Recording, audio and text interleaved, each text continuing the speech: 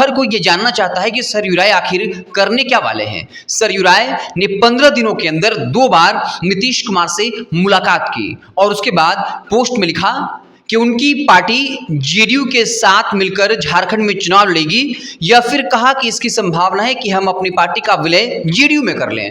अब सवाल ये उठता है, अगर सरयू राय जेडीयू में विलय कर लेते हैं और चूंकि जेडीयू और बीजेपी जो है इस वक्त केंद्र में सरकार बनाई हुई है, बिहार में सरकार बनाई हुई है, और केंद्र में अगर एनडीए की सरकार है उसमें नीतीश कुमार एक महत्वपूर्ण फैक्टर हैं। अगर नीतीश कुमार बैकफुट पर जाते हैं यानी बीजेपी का साथ छोड़ते हैं तो फिर सरकार में रहना, नरेंद्र मोदी के लिए प्रधानमंत्री रहना मुश्किल हो जाएगा।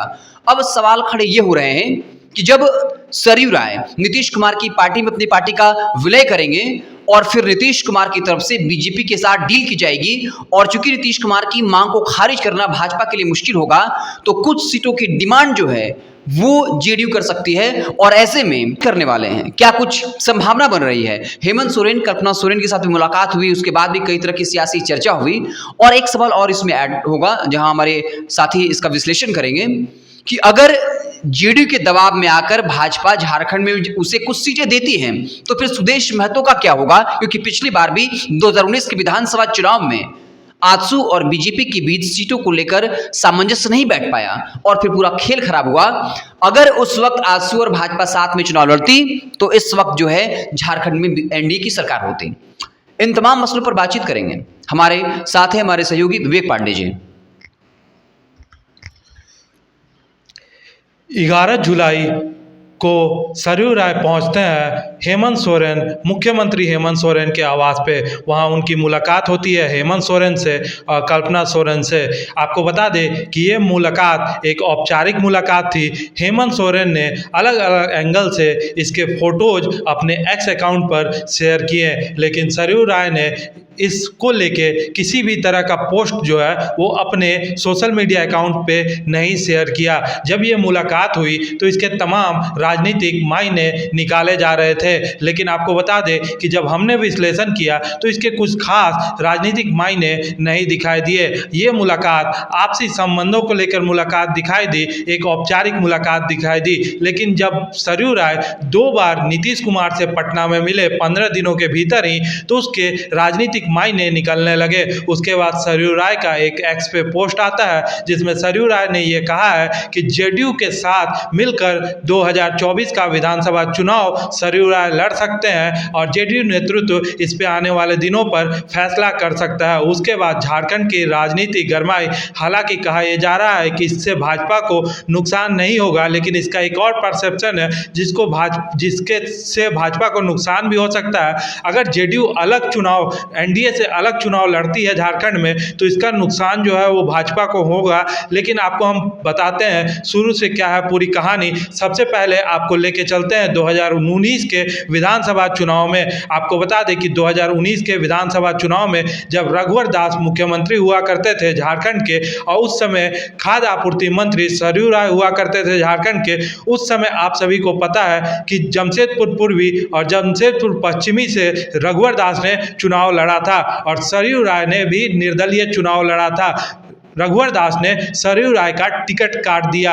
इससे नाराज सरयू राय निर्दलीय मैदान में उतर गए। हेमंत सोरेन ने भी उस समय सपोर्ट किया था सरयू राय का। वो चाहते थे कि सरयू राय जीते, लेकिन आपको बता दें कि हेमंत सोरेन नहीं चाहते थे कि वहां से कांग्रेस अपना प्रत्याशी उतारे, लेकिन कांग्रेस ने हेमंत सोरेन की बात नहीं मानी। कांग्रेस ने वहां से अपना प्रत्याशी दे दिया और गौरव वल्लभ को चुनाव में उतार दिया। लेकिन फिर भी सरयू राय झारखंड के तत्कालीन मुख्यमंत्री रघुवर दास को हराकर विधायक बने।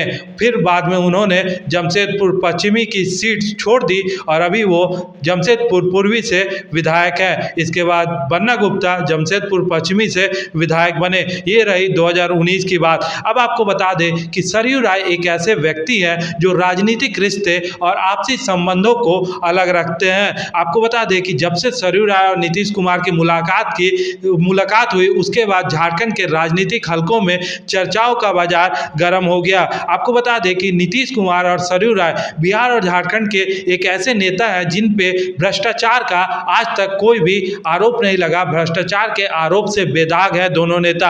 आपको बता दें कि ये मुलाकात जो है उसके कई राजनीतिक मायने निकाले जा रहे हैं, लेकिन उससे पहले हम थोड़ा चर्चा राजनीतिक भविष्य के बारे में करने से पहले हम पास्ट के बारे में थोड़ा चर्चा कर लेते हैं, क्योंकि जो सरयू राय का राजनीतिक जीवन रहा है ये काफ़ी ज़्यादा महत्वपूर्ण है झारखंड की राजनीति के लिए। क्योंकि आपको बता दें कि नीतीश कुमार और सरयू राय बचपन के दोस्त बताए जाते हैं। एक ही हॉस्टल में पटना में दोनों ने पढ़ाई की, एक ही कॉलेज में इनका एडमिशन हुआ था। हालांकि आपको बता दें कि झारखंड अलग होने के बाद सरयू राय झारखंड आ गए, झारखंड की राजनीति में आ गए। नीतीश कुमार नहीं चाहते थे कि सरयू राय झारखंड आए, लेकिन सरयू राय ने झारखंड आना चुना।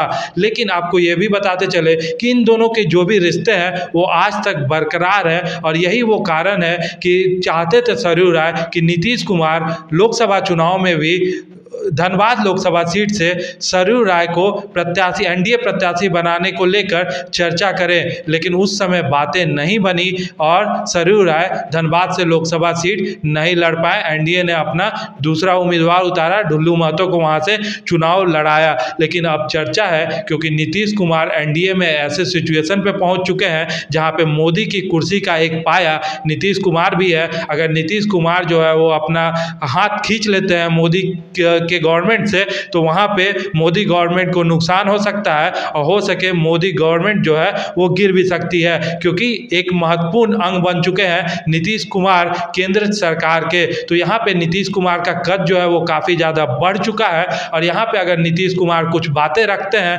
भाजपा के केंद्रीय नेतृत्व के सामने, क्योंकि सरयू राय उनके बचपन के मित्र हैं, अगर मदद करने के लिए भी जो है वो अगर एनडीए के सामने, भाजपा के सामने, जेडीयू के लिए भी, क्योंकि जेडीयू का भी राजनीतिक कद जो है वो झारखंड में कम हुआ है। 2014 और 2019 के विधानसभा चुनाव में जेडीयू एक भी सीट नहीं जीती है झारखंड में। तो नीतीश कुमार भी चाहते हैं कि जेडीयू का कद जो है वो झारखंड में बढ़े, और इसी के साथ साथ सरयू राय के साथ भी उनके जो संबंध है उसका फायदा उनको मिले और कुछ सीटें झारखंड में उनको मिले। तो इसको लेके अगर नीतीश कुमार भाजपा के सामने अपना प्रस्ताव रखते हैं तो भाजपा इसे स्वीकार कर सकती है। लेकिन यहाँ पे रघुवर दास को लेके बात सामने आ जाएगी, क्योंकि रघुवर दास नहीं चाहते हैं कि सरयू राय की वापसी भाजपा में हो। लेकिन इस बार सरयू राय ने कुछ ऐसा चाल चल दिया है, कुछ ऐसा राजनीतिक स्टेप ले लिया है जिससे वो अपने सभी राजनीतिक विरोधियों को जो है वो एक ही चाल से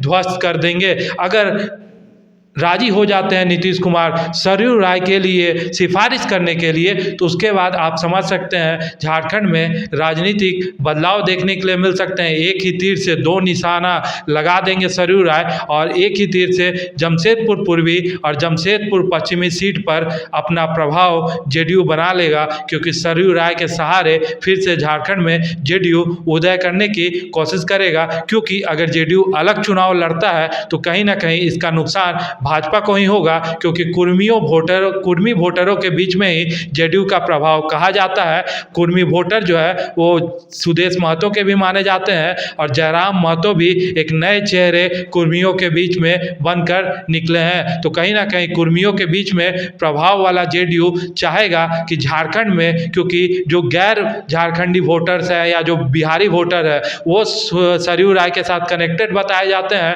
तो सरयू राय के सहारे झारखंड में जेडीयू अपनी पोजीशन मजबूत करने के वाली सिचुएशन में आने की कोशिश करेगा। और यहाँ पे एक सवाल ये निकल के सामने आता है कि क्या एनडीए में जेडीयू मिलकर चुनाव लड़ेगी 2024 का विधानसभा चुनाव, या फिर अलग लड़ती है। अगर अलग लड़ेगी तो यहाँ पे भाजपा को कुछ नुकसान हो सकता है, लेकिन अगर साथ में चुनाव, जिसकी ज़्यादा चांसेज है कि जेडीयू को कुछ सीटें दे के साथ में चुनाव लड़ाया जाए झारखंड से, क्योंकि ऐसा पहले हुआ है। आपको बता दें कि ऐसा जो है वो पहले हुआ है। 2005 के चुनाव की हम बात करें, चाहे 2009 की चुनाव की बात करें, 2005 में जेडीयू अलायंस करके भाजपा के साथ चुनाव लड़ी थी। बीजेपी 63 सीटों पर चुनाव लड़ी थी, जिसमें 30 सीटों पर जीत पाई थी। जेडीयू ने 18 सीटों पर चुनाव लड़ा था और 6 सीटों पर जेडीयू जीत पाई थी। 2009 की हम बात करें तो जेडीयू ने 14 सीटों पर चुनाव लड़ा था और 2 सीटें जेडीयू जीत पाई थी। उसके बाद से जेडीयू लगातार झारखंड में कमज़ोर हो गई।